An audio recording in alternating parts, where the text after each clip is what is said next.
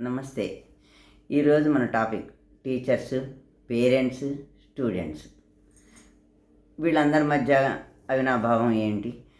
మేనేజ్మెంట్లు వీటి మూలంగా మేనేజ్మెంట్ ఏం చేయాలి అనే దాని గురించి మాట్లాడుకుందాం. ఫస్ట్ టీచరు లెసన్ ఎక్స్‌ప్లెయిన్ చేసేటప్పుడు యాటిట్యూడ్ చూపించుకోకూడదు. అంటే రఫ్‌గా, టఫ్‌గా, హార్డ్‌గా బిహేవ్ చేయకూడదు. మరి ఇంకెలా చెప్పాలి? స్లోగా, కూల్‌గా, కంఫర్టబుల్‌గా చెప్పాలి. అలా చెప్పటం అలవాటు చేసుకోవాలి టీచరు. అప్పుడు చెప్పేటప్పుడు కూడా యావరేజ్ అండ్ బిలో యావరేజ్ స్టూడెంట్‌కి కూడా అర్థమయ్యేటట్టు చెప్పాలి. అలా బిలో యావరేజ్ స్టూడెంట్‌కి అర్థమైందంటే ఆ క్లాస్ ఎంత వండర్‌ఫుల్‌గా ఉంటుందో మీరే ఆలోచించండి. అలా అలా అలవాటు చేసుకోవాలి టీచర్ ఫస్ట్ ఆఫ్ ఆల్. తర్వాత మూడో పాయింట్ ఏంటంటే అరేయ్, ఒరేయ్, తురేయ్ అలాంటి పదాలు వాడకూడదు. పిల్లల్ని పేరు పెట్టే పిలవాలి. అలా పేర్లు గుర్తుపెట్టుకోవటానికి టీచర్ ప్రాక్టీస్ చేసుకోవాలి. క్లాసులో ఉండే పిల్లలందరికీ ఇంటి దగ్గర పేరెంట్స్ ఉన్నారు కదా, వాళ్ళు ఆ పేరెంట్స్ ఈ పిల్లల్ని ఎంతో ప్రేమగా, ఆప్యాయంగా, ఎంతో గారాబంగా పెంచుకుంటారు. వీళ్ళు ఆ తల్లిదండ్రులకి ఆశాజ్యోతులు అని మర్చిపోకూడదు టీచరు.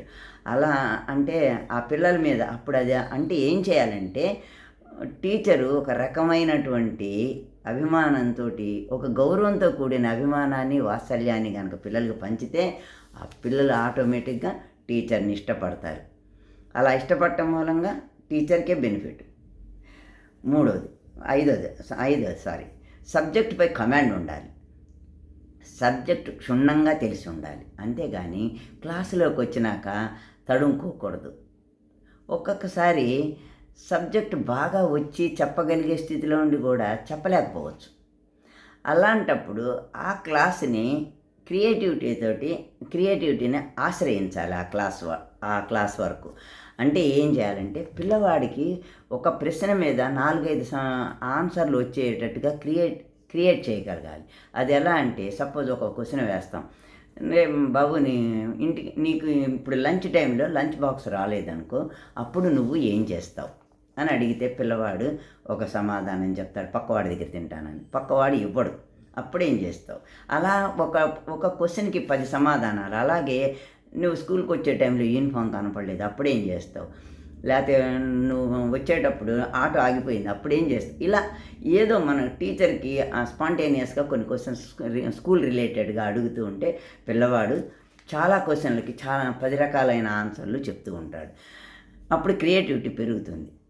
ఆరోది ఏంటంటే పిల్లలకి చదువు ఎందుకు అవసరం? దాని మూలంగా మనిషికి వచ్చే చేంజెస్ ఏంటి?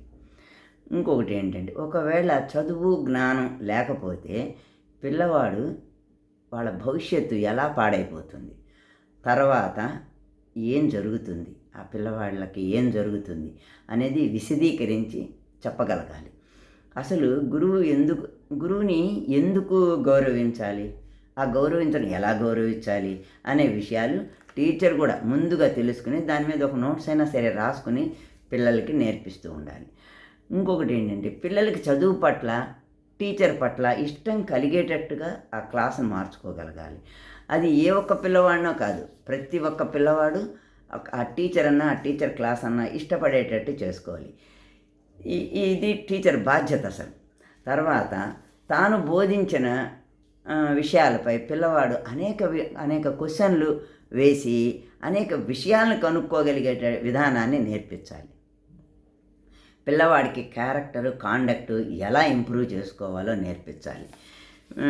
ఇది అలా నేర్పిస్తే అది అక్కడ వరకు టీచర్ బాధ్యత. ఇకపోతే పేరెంట్స్, వీళ్ళ పాత్ర అమోఘం అండి. వీళ్ళు పిల్లల్ని నీడలాగా అంటిపెట్టుకుని పెంచుకోవాలి. ఎంత పెంచుతామండి? అంతా కలిపి 20 సంవత్సరాలు పెంచుతాం పిల్లల్ని, అంతే మనం. ఆ తర్వాత వాళ్ళే పెరిగిపోతారు. అసలు 15 సంవత్సరాలే. ఫస్ట్ 5 ఇయర్స్‌లో మనం పెంచి పోషిస్తాం, గారాబం చేసుకుంటూ ఉండేస్తాం. ఆ తర్వాత నుంచి పిల్లవాడు వాళ్ళ గుణాలు పెరుగుతాయి. ఆ గుణాలు వాళ్ళు అర్థం చేసుకునే కెపాసిటీ పెరుగుతుంది. అప్పటి నుంచి పేరెంట్స్ ఏంటంటే వాళ్ళ దగ్గర రహస్యాలు దాచకూడదు. రహస్యాలు చెప్పాల్సి వస్తే నిజాలే చెప్పేయాలి. రెండోది ఏంటంటే రియల్ ఫ్రెండ్స్ లాగా బిహేవ్ చేయాలి. ఖచ్చితంగా చేసి తీరాలి. వాళ్ళు శత్రువులు కాదు, కమాండ్ చేయకూడదు వాళ్ళని, పిల్లల్ని. దాని మూలంగా ఏదంటే పేరెంట్స్ అంటే పిల్లలకి రెస్పెక్ట్ పెరుగుతుంది. ఇంకొకటి ఏంటంటే పిల్లల గురించి వాళ్ళ క్లాస్ టీచర్ తోటి మాట్లాడుతూ ఉండాలి. ఎట్లా అంటే ఏమని చర్చించాలి, స్కూల్లో వీలు పడకపోతే బయట కలవాలి. బయట కలిసి మా పిల్లవాడు ఎలా ఉన్నాడండి, వాడి ప్రవర్తన ఏంటి, వాడి ఇంటెలిజెన్స్ ఏంటి అని అలాంటి విషయాలు మాట్లాడాలి. దాని మూలంగా ఆ టీచర్కి ఏమంటే ఆ పేరెంట్స్కిను ఒక క్లారిటీ వస్తుంది పిల్లవాడి పైన. ఇకపోతే మేనేజ్మెంట్ స్కూల్ మేనేజ్మెంట్ వాళ్ళు చేయాల్సిన పని ఏమిటంటే కొన్ని టాపిక్స్ సెలెక్ట్ చేసి పెట్టుకుని పిల్లలకి లీజర్ క్లాసులు వచ్చినప్పుడు డిబేటింగ్ కండక్ట్ చేయాలి. దాని మూలంగా పిల్లలకి ఆలోచన శక్తి ఎక్కువ పెరుగుతుంది. ఆ డిబేటింగ్లో కూడా స్కూల్ రిలేటెడ్ అంటే నువ్వు టీచర్ అయితే ఏం చేస్తావు, నువ్వు క్లాస్ లీడర్ అయితే ఏం చేస్తావు, లేదా ఇలాంటివి ఏదో ఒకటి నిన్ను ఫంక్షన్ కండక్ట్ చేయమంటే ఎలా చేస్తావు అట్ట. పేరెంట్స్ టీచర్స్ మీటింగ్ అప్పుడు ఖచ్చితంగా క్లాస్ టీచర్ని పేరెంట్స్ మీట్ చేసుకుని మాట్లాడుకునే అవకాశాన్ని కల్పిస్తూ ఉండాలి. ఇలాంటివి చేయటం మూలంగా పరస్పర అవగాహన ఒకళ్ళకి మధ్య పెరిగి చక్కని వాతావరణాన్ని నెలకొల్పుతుందని ఆశిస్తూ సెలవు తీసుకుంటోంది మీ ఉమాదేవి.